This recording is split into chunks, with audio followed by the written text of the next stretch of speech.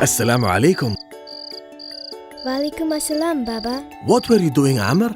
I was just reading this book on prophets. Can I see that? Of course, here.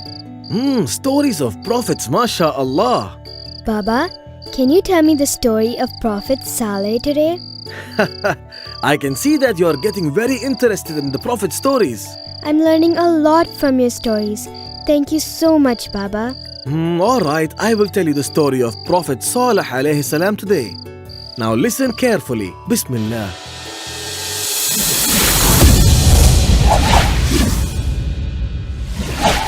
The story of Prophet Saleh alayhi salam.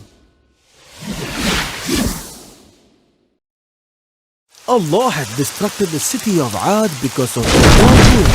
The tribe of Thamud succeeded them in power and glory. The people of Thamud, like the people of Ad, were hardworking and excellent craftsmen. Like their forefathers, they too made buildings on the top of mountains, and they lived in beautiful houses. Their lands were fertile, and it gave them abundant crops as well. But as their material wealth increased, so did their evil ways. The tribe was ungrateful to Allah subhanahu wa ta'ala, and its members did not worship Him. The rich and the luxurious became tyrants. The members of the tribe worshipped the idols instead. Prophet Saleh alayhi salam lived during that period of time. He was a good and wise person. The people loved him and respected him for his amazing qualities. Like their forefathers, idol worshipping was rooted deep in the hearts of men and women. The Prophet realized this and he tried to correct them. He knew that even the tribe chiefs were corrupt and bad men. They practiced idol worshipping and encouraged everyone to do so. They even punished those who worshipped Allah subhanahu wa ta'ala. However, Saleh alayhi salam was chosen as Allah's messenger.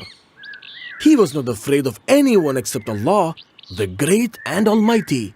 He prayed to Allah without fearing anyone. O people, worship Allah. You have no other God but Him, the Prophet said to them. But the people of the tribe said to him, O Saleh, we always liked you and we thought one day you would become our chief. Now why are you asking us to worship Allah? How can you ask us to leave our gods and worship yours? How can we forget our gods who were worshipped even by our fathers? We do not believe in your God. Go away. They replied back.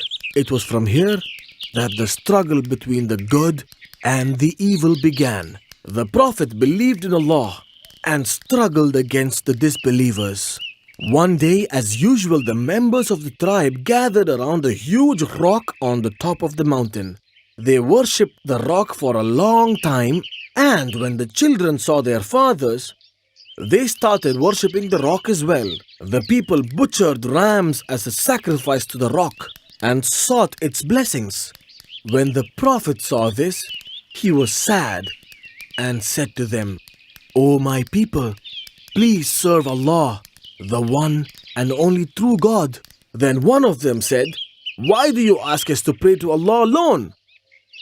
Because He has created you, said the Prophet. He gave you everything, the sun, the moon, the mountains, the seas, everything that you see around. Then one of the chiefs came forward and said, Show us a miracle. He said, Show us a miracle and we'll believe you. Then another chief came forward and said, pointing at the rock, Ask your Lord to make a living she-camel out of that rock. Then another chief came forward and said, Yes, the camel should be pregnant too. He laughed. The Prophet thought for a while and replied, If Allah delivers this miracle, do you promise to believe in Allah as the one true God? Will you accept that I am His apostle? Yes, they answered.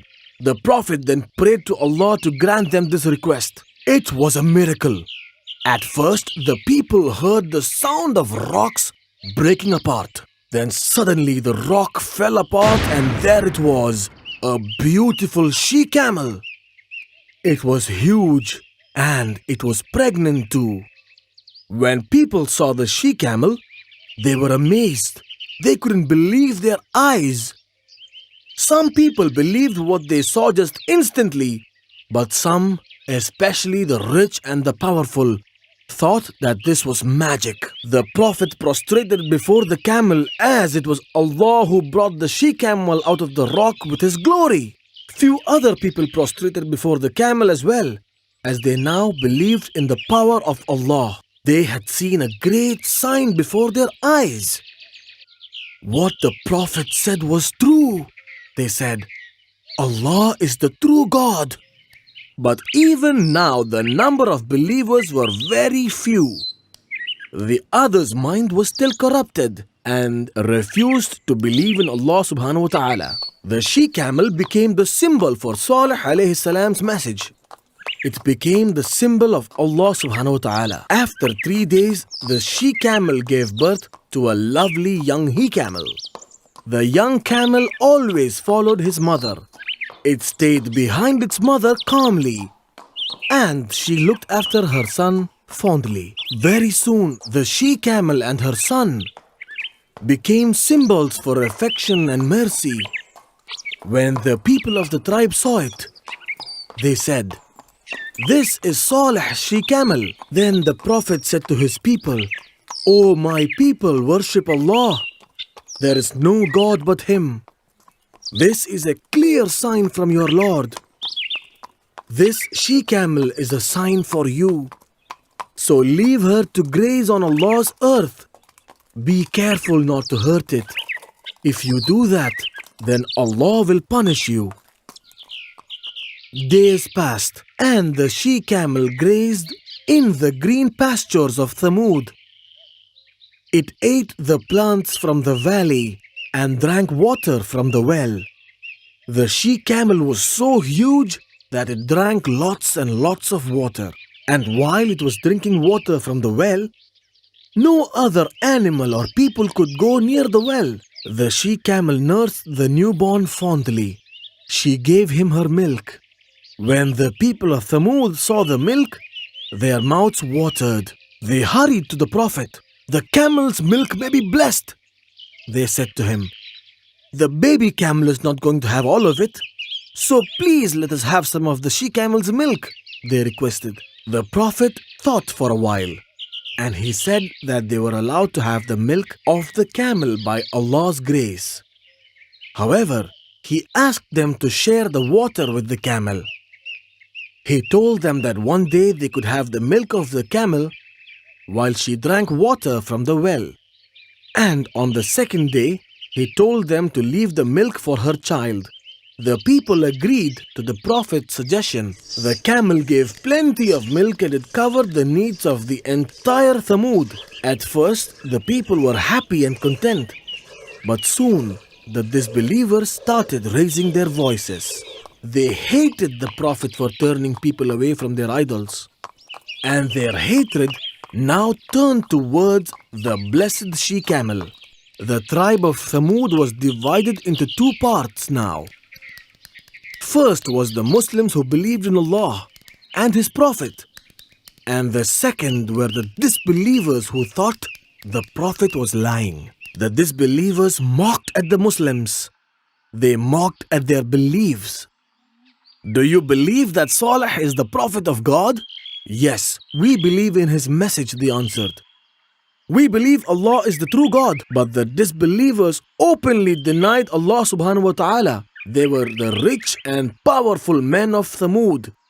Some of the chiefs were against the Prophet too. They knew that the Prophet was a danger to their beliefs. One night, these evil men gathered together and hatched a plot to kill the poor she-camel. They took the help of their wives to convince 9 strong men. These 9 men agreed to kill the she-camel and her calf.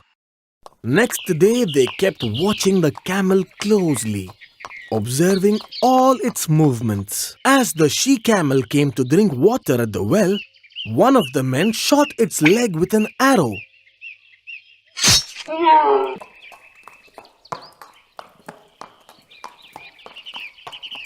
The camel cried out loudly and it started to run. But the poor animal couldn't because of the arrow stuck in its leg. Then the others followed the camel and struck it with a sword on the other leg. The poor animal fell down crying. All of them used their swords to pierce the animal, and finally, it was dead. The killers were given a hero's welcome, cheered with songs and poetry. The disbelievers jumped up and down with joy, for they had succeeded in killing the gift of Allah. The Prophet was heartbroken to see the poor she-camel dead. Enjoy life for 3 more days, for the God is sending his punishment, he shouted to the evil men who were dancing with joy. Why 3 days? They asked. Let the punishment come as quickly as possible, they said arrogantly. The Prophet once again tried pleading with them. My people, why do you follow the evil ways? Seek forgiveness from Allah so that you may receive His mercy. But they didn't listen to him and continued their celebrations. The evil men then plotted to kill the Prophet as well. But Allah saves the Prophet and his followers from their wicked plans. Heavy-hearted, they left the land of evildoers and moved to another place. And the day for the punishment arrived, as the Prophet had warned.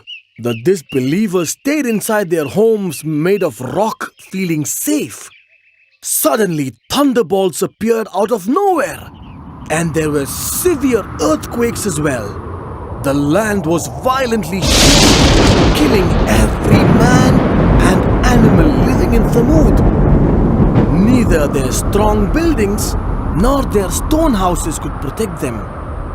All the disbelievers in Thamud were struck at the same time. Everything in Thamud was destroyed before people could even realize what was going on. Only the people who believed in Allah subhanahu wa ta'ala were saved because they had left the place. The arrogance and disbelief of the people could not save their lives, nor could their idols.